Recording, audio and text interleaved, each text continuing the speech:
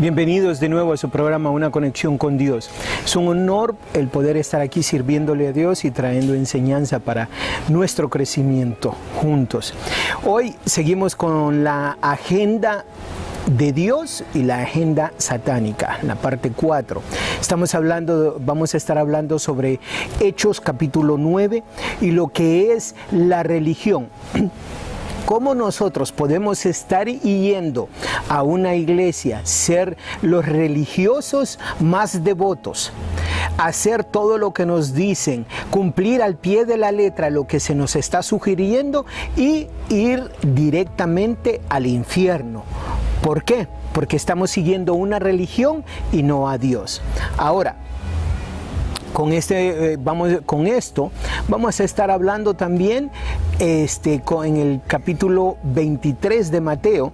Vamos a estar profundizando en eso, muerte letal por la religión. ¿Y por qué muerte letal por la religión? Quiero hacer un comparativo de lo que el enemigo usa en la religión y cómo en los Estados Unidos usan para aquellas personas o aquellos estados que tienen la pena de muerte para las personas, cómo es que los matan. Una de las cosas que sucede es que el enemigo usa lo más sublime, aquello que pareciera bueno, aquello que pareciera santo, en otras palabras religioso, pero es verdaderamente satánico. Entonces, ¿qué es lo que sucede con la inyección letal que cuando matan a una persona en Estados Unidos, una persona que tiene la pena de muerte? Número uno, son 3 inyecciones que le ponen. Una es donde le ponen una inyección para adormecerlo, para que se duerma, para que no pueda sentir el sufrimiento que hay al morir. Entonces vienen y le ponen la primera inyección, que es esa donde prácticamente la persona se va a un sueño.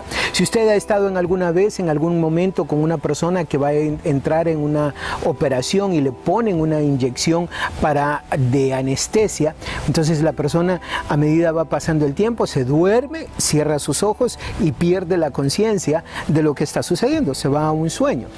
La segunda inyección que le ponen es donde ponen una inyección donde los músculos paran de respirar, paran de funcionar, entonces hacen que la persona no pueda respirar, que esos músculos que le ayudan a traer el oxígeno al cuerpo dejen de funcionar.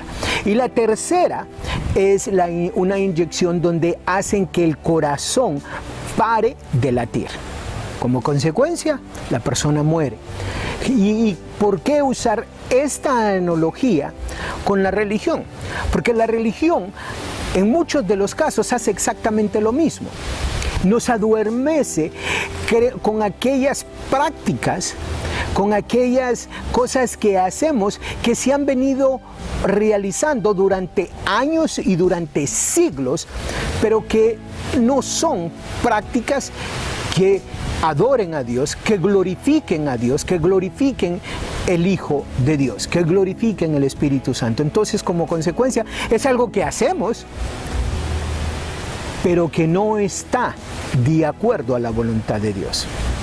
Luego, otra de las cosas que hace la religión es que paraliza al ser humano de hacer las cosas que la palabra viva demanda de nosotros como creyentes. Y la tercera es endurece nuestro corazón. Llega el momento donde nos sentimos tan santos, tan justos por todas aquellas cosas que hacemos, que entonces endurecemos nuestro corazón hacia las demás personas, porque mi religión, porque mi dominación, porque mi iglesia, porque mi templo está muy superior a aquellos que están por allá. Entonces endurece nuestro corazón. Eso es lo que hace una religión que no tiene el Espíritu Santo, una iglesia, un cuerpo de Cristo que no vive de acuerdo con el Espíritu Santo. Ahora, ¿Qué es lo que sucede? Vamos a pasar a enseñar lo que es, qué significa la palabra religión de acuerdo al diccionario. ¿Qué significa la palabra religión? Una de las cosas que dice adquirir una profunda convicción, la validez de una creencia o práctica religiosa. Esa es una de las cosas que encontré cuando escudriñaba qué significa la palabra religión. La otra cosa que encontré dice religión desde el punto de vista de la sociología, conjunto de creencias, normas morales y prácticas rituales que un individuo o grupo mantiene hacia lo que considera divino o sagrado. Eso es lo que es. Ahora, ¿qué es lo que sucede? ¿Estoy diciendo que la religión es mala? En sí hay ciertas prácticas en muchas de las denominaciones que nos ayudan a crear esa relación con Dios. Lo que estamos tratando de comunicar aquí es esas prácticas que nosotros tenemos en la religión que profesamos. Son prácticas que nos ayudan a crear una relación con Dios, con el único intermediario entre Dios y nosotros, que es Jesucristo. Religión. La raíz de donde viene la palabra, dice, viene del antiguo francés y del latín. Religión. Temer lo sobrenatural. Atar una vida unida por votos. ¿Qué sucede con esto? Que cuando la religión viene y teme a las expresiones sobrenaturales que da Dios por medio del Espíritu Santo, entonces eso no es correcto. ¿Por qué? Porque Dios siempre se va a manifestar sobrenaturalmente en cada una de nuestras vidas. Siempre va a haber esa oportunidad donde Dios se manifiesta a través del Espíritu Santo de una manera sobrenatural. Pero bien, vamos a entrar en lo que es el análisis. ¿Qué es lo que dice Jesucristo? Óigame bien, Jesucristo sobre las religiones, sobre los religiosos. Cuando usted esté escuchando lo que voy a leer en los próximos minutos, mantenga esto en mente. Jesucristo, el Hijo de Dios, quien vino y murió por usted y por mí, está atacando de manera frontal a aquellos que son los religiosos de su momento. Aquellas personas que conocían el Viejo Testamento prácticamente lo conocían de memoria. Aquellas personas quienes llevaban una vida, entre comillas, recta. Aquellas personas quienes trataban de hacer todo de acuerdo a las Escrituras. Mire lo que dice Jesucristo, o lo que Jesucristo les dice a estos religiosos. Empieza con en el capítulo 23, versículo 1 en adelante, y dice: entonces habló Jesús a la gente y a sus discípulos diciendo: en la cátedra de Moisés, se sientan los escribas y los fariseos. Así que todo lo que os digan que guardéis, guardadlo y hacedlo, mas no hagáis conforme a sus obras, porque dicen y no hacen. Porque atan cargas pesadas y difíciles de llevar y las ponen sobre los hombros de los hombres, pero ellos ni con un dedo quieren moverlas. Ahora, vamos a definir qué significa ser fariseo. Buscando lo que es ser fariseo. Dice: persona que pertenecía a un grupo religioso judío de la época de Jesús que se caracterizaba por observar escrupulosamente y con ciertas afectaciones los preceptos de la ley mosaica. En general, se interesaba más por la manifestación externa de esos preceptos que por seguir el espíritu de la ley. Óigame bien, se interesaba más por la parte exterior, la manifestación, lo que percibía, lo que el mundo puede ver, versus el espíritu de la ley, hacia dónde los estaba llevando la ley, qué era lo que Dios realmente buscaba. Versículo 8 dice: pero vosotros no querráis que os llamen rabí, porque uno es vuestro maestro, el Cristo, y todos vosotros sois hermanos. Y no llaméis Padre vuestro a nadie en la tierra, porque uno es vuestro Padre, el que está en los cielos. Ni seáis llamados maestros, porque uno es vuestro maestro, el Cristo. Ahora, habiendo leído esto y habiendo entendido lo que los fariseos hacían, que no entendían el espíritu de la ley, aquí tenemos que entender esto. Esto Jesucristo se lo está diciendo cuando Él está vivo a los religiosos. Esto no es un mensaje para los demás.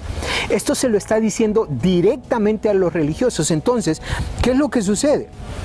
Que cuando Jesucristo dice: y no llaméis Padre vuestro a nadie en la tierra, esto, Jesucristo está atacando algo que usted pensaría que es nuevo.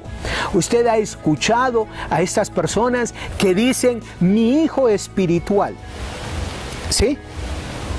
O mi padre espiritual.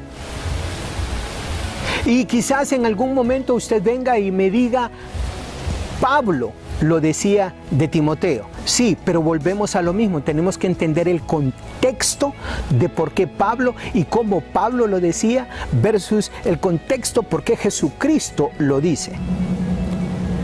Recuerde, Pablo decía que se imitara lo que él hacía, de acuerdo.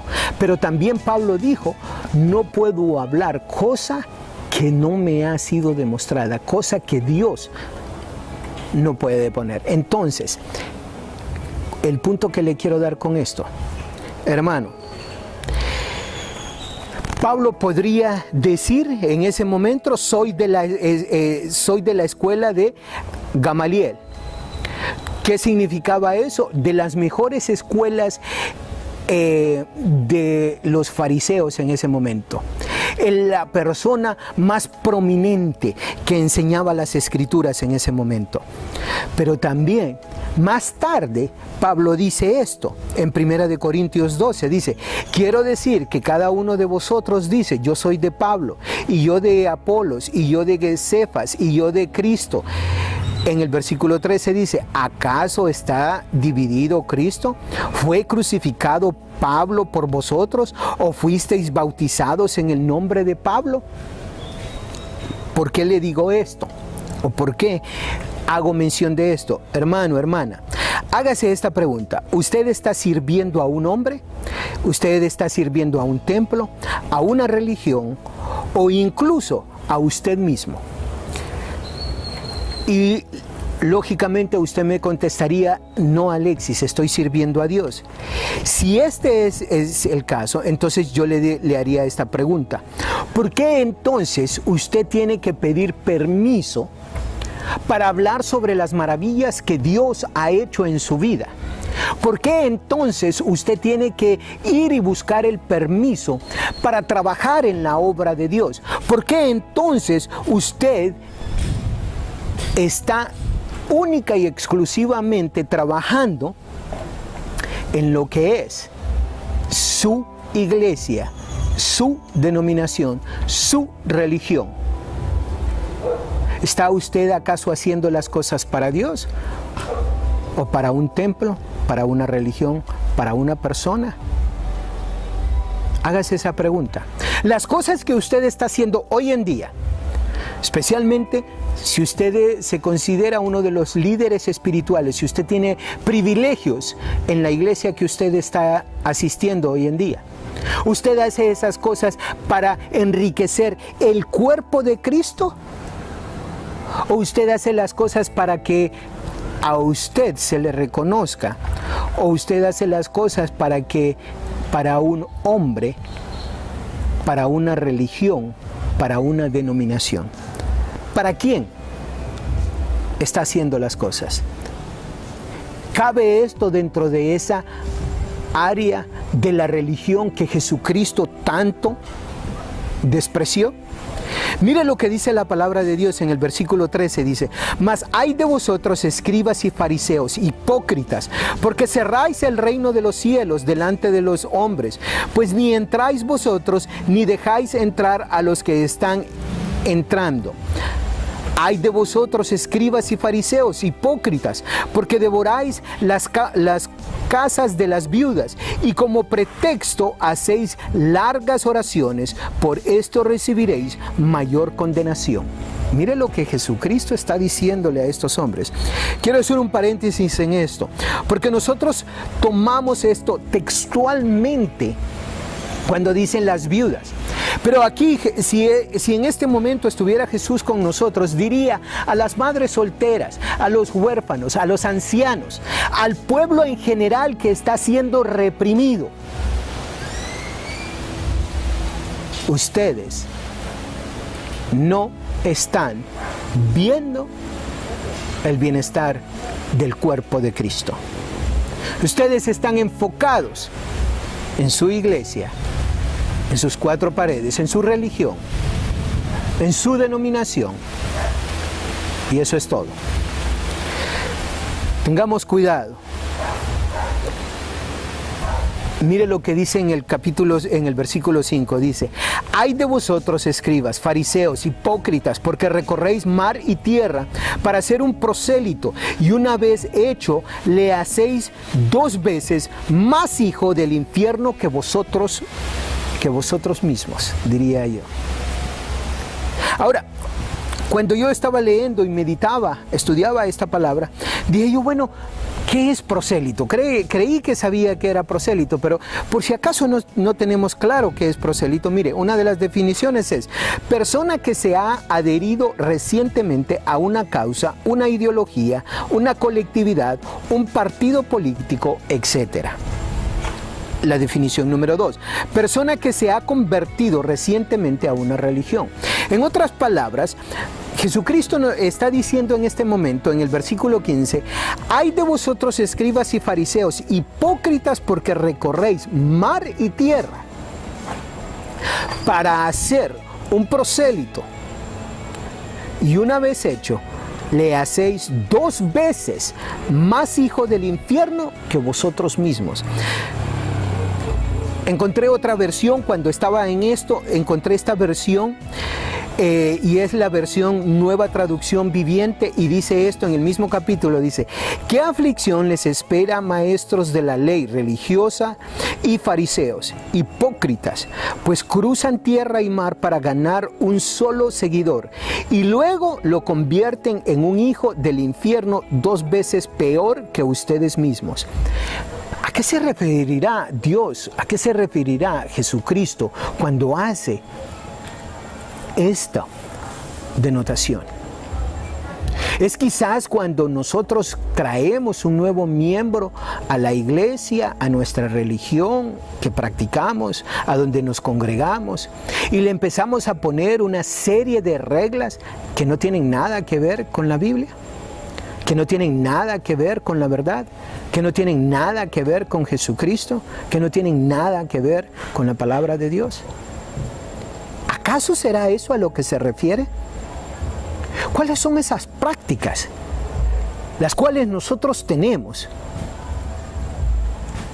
y exigimos que otras personas hagan, cumplan, que no tienen nada que ver con la verdad de Dios, con la relación con Dios? Y mire, continúa con esto. Versículo 16, ay de vosotros, guías ciegos. Y 17, les dice esto, no leo todo el versículo, pero solo las palabras que está diciendo: insensatos, ciegos, necios y ciegos. Versículo 23, nos saltamos al versículo 23 y dice: ay de vosotros, escribas y fariseos, hipócritas, porque diezmáis la menta y el eneldo y el comino, y dejáis lo más importante, la ley, la justicia, la misericordia, la fe. Esto era necesario hacer sin dejar de hacer aquello. Mi pregunta sería: si Jesucristo estuviera con nosotros en este momento, ¿sería esto más o menos lo que diría? Hay de vosotros, pastores, profetas, evangelistas, apóstoles, maestros, hipócritas. ¿Por qué diezmáis y dais lo más importante de la ley? Y dejáis lo más importante de la ley, la justicia, la misericordia, la fe. Esto era necesario hacer sin dejar de hacer aquello. ¿A qué se refiere o a qué nos está diciendo? Que debemos de dejar de diezmar, que debemos de dejar de llevar nuestra ofrenda al alfolí, debemos de dejar de cumplir con nuestra obligación a aquellos a quienes nos instruyen espiritualmente. No, está diciendo que debemos de hacer eso, pero que no debemos de olvidar la justicia, la misericordia, la fe. Hermanos, ¿es acaso justicia el ir y hablar y decir las cosas que están haciendo injustamente, oprimiendo a nuestro pueblo? ¿Es acaso eso justicia? ¿Es acaso eso misericordia? ¿Es acaso eso el tener el valor y ir y defender al oprimido? ¿O nos queremos esconder dentro de la excusa barata de que ese no es nuestra labor, que esa no es nuestro trabajo? Ahora mire lo que nos sigue diciendo Jesucristo, versículo 24 en adelante. Dice: guías ciegos, que coláis el mosquito y tragáis el camello. Ay de vosotros, escribas y fariseos, hipócritas, porque limpiáis lo de afuera del vaso y del plato, pero por dentro estáis llenos de robo y de injusticia. Cuando Él se dice por dentro están llenos de robo y de injusticia, ¿se estará diciendo únicamente Jesucristo a nuestro cuerpo físico? ¿O estará diciendo también en nuestros templos, en nuestros lugares de alabanza, en donde nos reunimos para glorificar el nombre de Dios, el nombre de Jesús? ¿Estará hablando también de eso? De que dentro de ese cuerpo, dentro de esas cuatro paredes, lo que hay es prácticamente, estamos viendo solo nuestros intereses. Estamos buscando el no mover el status quo porque me va a perjudicar, porque me van a buscar, porque no me van a apoyar. Repitiendo el versículo 28 dice: así también vosotros por fuera a la verdad os mostráis justos a los hombres, pero por dentro estáis llenos de hipocresía e iniquidad. ¿Qué significa esto? Eso que es por dentro. ¿Solo está hablando de nuestro cuerpo físico o también estará refiriéndose Jesucristo al cuerpo de Dios dentro de un templo?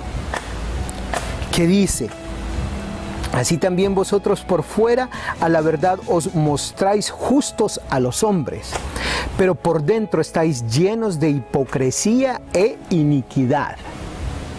¿Es acaso eso a lo que se está refiriendo la hipocresía y la iniquidad cuando nosotros miramos que en el mundo afuera del templo, afuera de donde nos reunimos, miramos tanta injusticia y nos quedamos callados? ¿Será eso a lo que se está refiriendo? ¿Será eso lo que nos está demandando, lo que les estaba demandando Jesucristo a estos fariseos? Y si estos fariseos, y si ese es el caso, entonces la pregunta es: ¿estamos siendo nosotros igual que los fariseos al quedarnos callados? ¿Al ser condescendientes con el status quo? Hermanos, tenemos que tener mucho cuidado con eso, porque mire lo que nos dice Jesucristo en su palabra. Mire lo que nos dice Jesucristo. Jesucristo para este momento ya está agarrando impulso. Y mire a dónde nos lleva. Dice el versículo 33. Serpientes, generación de víboras, ¿cómo escaparéis de la condenación del infierno? Y mire esta advertencia que nos hace. Denote la advertencia que nos hace. Ya nos está diciendo aquellos quienes estamos profesando y que solo estamos cuidando lo que sucede dentro de cuatro paredes y no estamos pendientes de las injusticias que se hacen afuera. Y aun cuando nos están llamando y nos están diciendo necesitamos ayuda, Dios nos manda a hacer luz. Dios nos manda a hacer sal, no a hacer política o no a hacer algún otro tipo de cosa, más que a decir la verdad y a llamar a aquellas personas a quienes están haciendo las injusticias en todos los ámbitos, a que les llamemos a que se arrepientan, a que hagan las cosas de una manera diferente. Dios nos demanda eso. Mire lo que sucede o lo que nos advierte. Nos dice: por tanto, he aquí, yo os envío profetas, sabios, escribas, y de ellos a unos tomaréis y crucificaréis, y a otros azotaréis en vuestras sinagogas, y perseguiréis de ciudad en ciudad. Ahora, esto es lo que nos dice Jesucristo, el Hijo de Dios, para ver a estas personas quienes son los religiosos, quienes llevan todo de acuerdo a ellos al pie de la letra. Hermano, hermana, yo le hago esta pregunta ahorita. No le estoy diciendo esto acusándole yo a usted. Le estoy diciendo esto motivándole a que se observe, se autoanalice. ¿Estoy siendo un fariseo? ¿Estoy siendo una farisea? ¿Estoy yo comportándome como los religiosos de ese momento?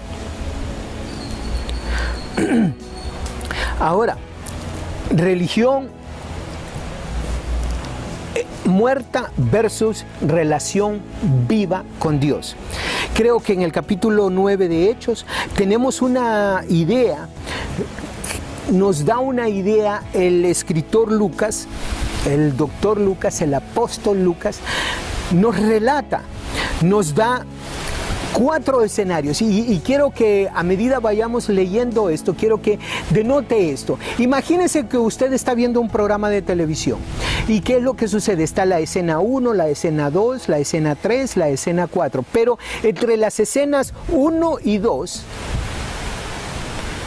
hay una tercera escena que es como quien dice el comercial, como quien dice el medio tiempo, como quien dice la parte importante, la parte central del evento que nos está relatando Lucas en el capítulo 9. No, en el capítulo 9 y empieza, si tiene su Biblia o tiene lápiz y papel, tome nota. Capítulo 9 empieza con esto, dice: y Saulo, respirando aún amenazas y muerte contra los discípulos del Señor, vino al sumo sacerdote y le pidió cartas para la sinagoga de Damasco, a fin de que si hallase algunos hombres o mujeres de este camino, y quiero hacer un paréntesis aquí, cuando dice de este camino, él se está refiriendo, en aquel momento no se les llamaba cristianos, se les llamaba el camino a Jesucristo, eran los que tenían el camino a la verdad.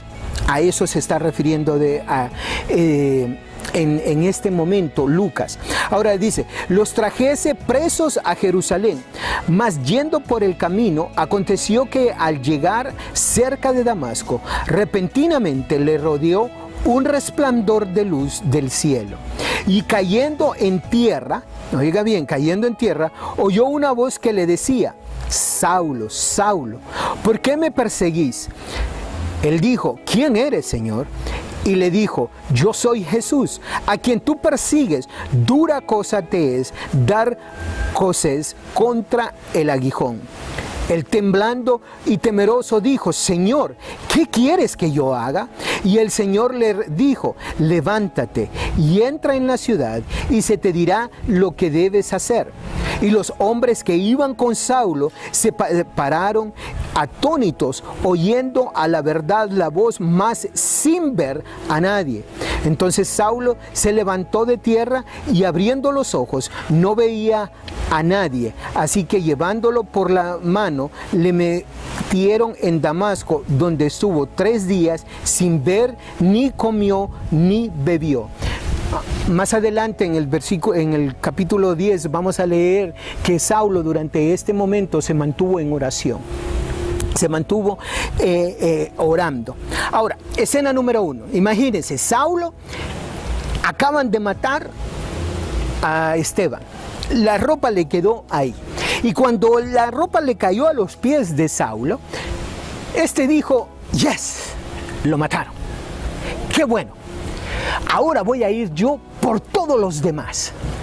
Estos que están perjudicando mi religión, que en ese momento era el judaísmo, que están yendo en contra de mi religión, que están yendo en contra de mis creencias, que están yendo en contra de la tradición. Yo voy a ir y los voy a sacar y los voy a entregar, los voy a encarcelar, y si es necesario los voy a matar. Este es Saulo. Su nombre diligente, que había llevado las cosas tal y como se las habían enseñado. Él está dispuesto a ir 240, 250 kilómetros para ir a traer a estos hermanos de la nueva iglesia, los hijos de Cristo. Y en lo que va hacia allá, Jesucristo lo toca. Jesucristo se manifiesta. Mira el panorama número 1. Mira la escena número 1. Ese viaje de Pablo, de esas 240, 250 kilómetros, estamos hablando de que en ese momento es alrededor de 5 a 7 días solo para llegar a ese lugar. ¿Se imagina lo que eso significa? Una persona que realmente tiene diligencia y quiere hacer algo. Es una persona sincera, es una persona que realmente quiere hacer bien delante de los ojos de Dios. Pero ¿qué es lo que sucede? Que está enfrascado en una religión, en tradiciones, en costumbres. Sincero, honesto. Y nosotros podemos ser muy sinceros y muy honestos al estar haciendo lo que creemos que estamos haciendo para glorificar y honrar a Dios. Pero mi pregunta es, ¿el Espíritu Santo le está demostrando que usted está realmente haciendo lo correcto? ¿Usted se está metiendo en la palabra de Dios a escuchar lo que Dios le dice y usted está haciendo y yendo de acuerdo a la voluntad de Dios? Ahora mire la escena número 2. Nos vamos al versículo 10. Dice: habiendo entonces en Damasco un discípulo llamado Ananías, a quien el Señor dijo en visión: Ananías. Y él respondió: heme aquí, Señor. Y el Señor le dijo: levántate y ve a la calle que se llama Derecha, y busca en casa de Judas a uno llamado Saulo, de Tarso, porque he aquí él ora. Y ha visto en visión a un varón llamado Ananías, que entra y le pone las manos encima para que recobre la vista. Entonces Ananías respondió: Señor, he oído de muchos acerca de este hombre, cuántos males ha hecho a tus santos en Jerusalén. Y aún aquí tiene autoridad de los principales sacerdotes para prender a todos los que invocan tu nombre. El Señor le dijo: ve, porque instrumento escogido me es este para llevar mi nombre en presencia de los gentiles y de reyes y de los hijos de Israel. Quiero hacer un paréntesis aquí que incluso no lo había hecho durante el estudio. Mire lo que dice aquí. Dice en el versículo 15, el Señor le dijo, ve porque instrumento escogido me es este para llevar mi nombre en presencia de los gentiles y de reyes y de los hijos de Israel. Y de reyes y de los hijos de Israel. Y de reyes. En otras palabras, ¿se podría decir presidentes? ¿Lo queremos más claro? La palabra de Dios nos lo dice. Tenemos que llevar, tenemos que ir y ser ejemplo y llevar la palabra y ser testigos delante de estos hombres, delante de estos mortales, tal y como nos lo dice la palabra. No nos podemos poner, excusar con esa excusa barata de santos, ponernos como muy santos y que nosotros no podemos decir o hacer o meternos en esto. La palabra de Dios nos lo dice. Si lo necesitaba de Saulo, ¿no lo necesita de nosotros hoy en día? Porque yo le mostraré cuándo le es necesario padecer por mi nombre. ¿O será acaso que ese es el problema? Que nosotros no queremos realmente padecer de lo que es llevar el verdadero evangelio a quien sea que se lo tenemos que llevar. Fue entonces, versículo 17, fue entonces Ananías y entró en la casa y poniendo sobre él las manos dijo, hermano Saulo, el Señor Jesús que se te apareció en el camino por donde venías, me ha enviado para que recibas la vista y seas lleno del Espíritu Santo.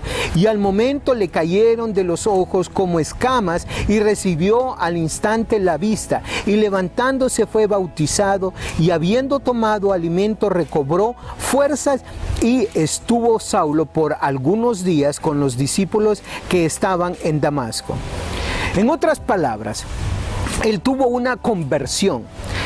En otras palabras, él en ese momento entendió que Jehová mandó a su Hijo, que Jesús es el Mesías. Todo ese conocimiento que él tenía, que de Isaías 53, que si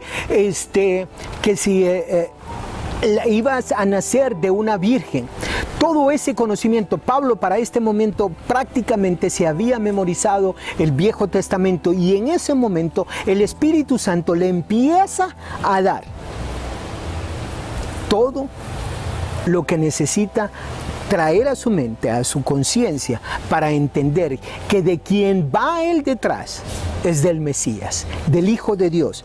Ahora, hay una cosa que sucede en lo que Lucas nos está haciendo aquí. Ya miramos escena número 1, escena número 2, falta la 3 y la 4 dentro de este capítulo.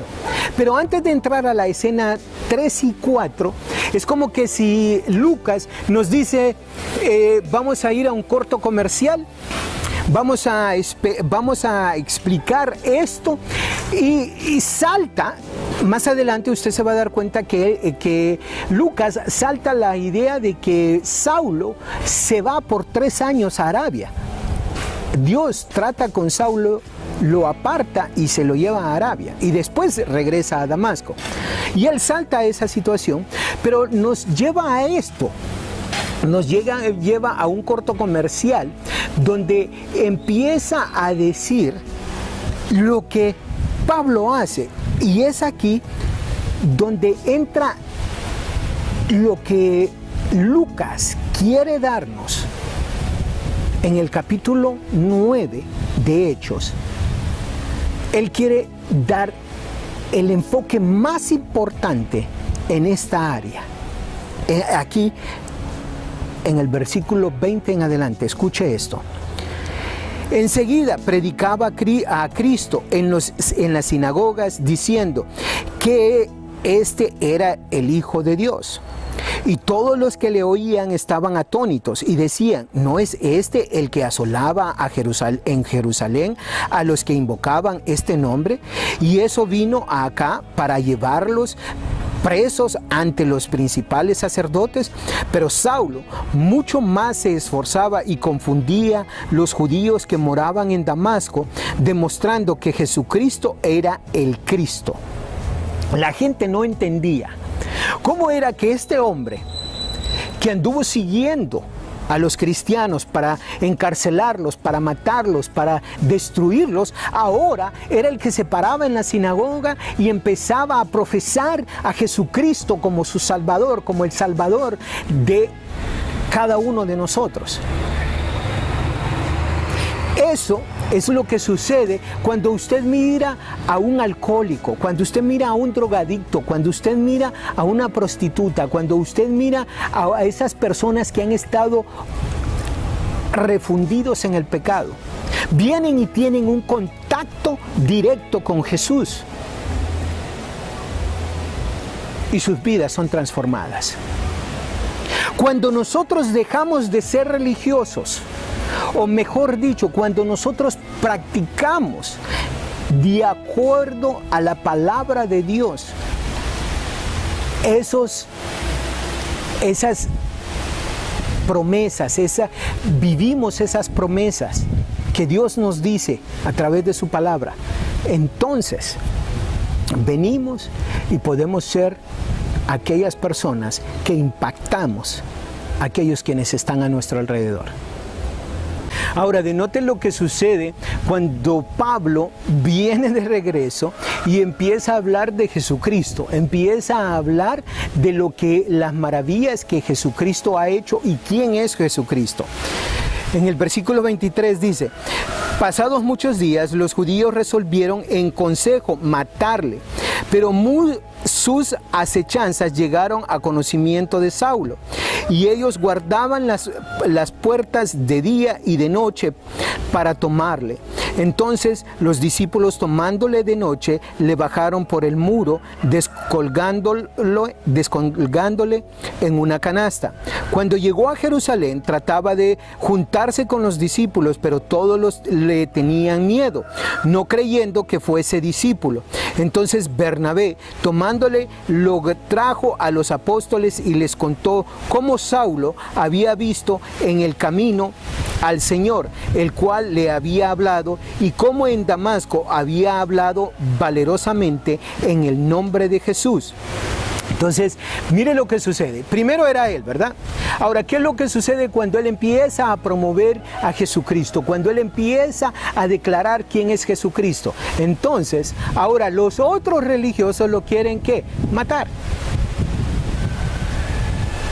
Hermano, hermana, pregunta. Usted quizás no estará matando físicamente usted a otro hermano, a otra persona de otra religión, de otra denominación. O incluso usted quizás no estará matando físicamente a personas fuera de la iglesia. Pero esta es mi pregunta para usted, maestro espiritual. Para usted que es uno de los pastores, uno de los apóstoles, uno de los profetas, uno de los evangelistas, para usted, ¿qué sucede cuando usted no levanta la voz para aquellas personas a quienes se les está haciendo injusticia? Sí, es cierto, Dios los va a cuidar, Dios los va a sostener. ¿Pero qué acaso Dios también no le pide a usted, no le reclama a usted sobre esa sangre? Medite. ¿Cuáles son esas tradiciones en nuestra religión que verdaderamente están entorpeciendo el crecimiento del Evangelio? ¿Cuáles son esas tradiciones? ¿Cuáles son esas creencias? Las cuales, sí, posiblemente 1000 años, posiblemente 2000 años, 2020 años, 2018 años, donde no se ha hecho, donde no se ha realizado. Pero ¿qué acaso que una cosa que no se haya hecho por 1000 o 2000 años, si se puede hacer hoy en día y glorificar y honrar el nombre de Dios, el nombre de nuestro Salvador, no valdría la pena levantarse y crear esa reforma? Imagínense que Martín Lutero dijera, por 1500 años no se ha hecho esto. ¿Qué sucedería en este momento en su vida y en la mía? Imagínense que no hubiera existido un Abraham Lincoln que dijera no a la esclavitud. ¿Sería usted uno de esos esclavos? ¿Sería yo uno de esos esclavos? Algo que no ha sucedido por 1500, por 2000 años, no significa que no debamos hacerlo. La palabra de Dios es vida, es movimiento, es relación. Y creo que Dios nos está dando esa oportunidad. Mañana estaremos viendo la escenografía número 3 y 4 y cómo lo va comparando el hermano Lucas, el apóstol Lucas, de un religioso a Pedro. En la segunda parte vamos a ver a Pedro, que es una persona quien tiene una relación con Dios y va y hace milagros en nombre de Cristo Jesús. No se lo pierdan. Nos vemos en la próxima.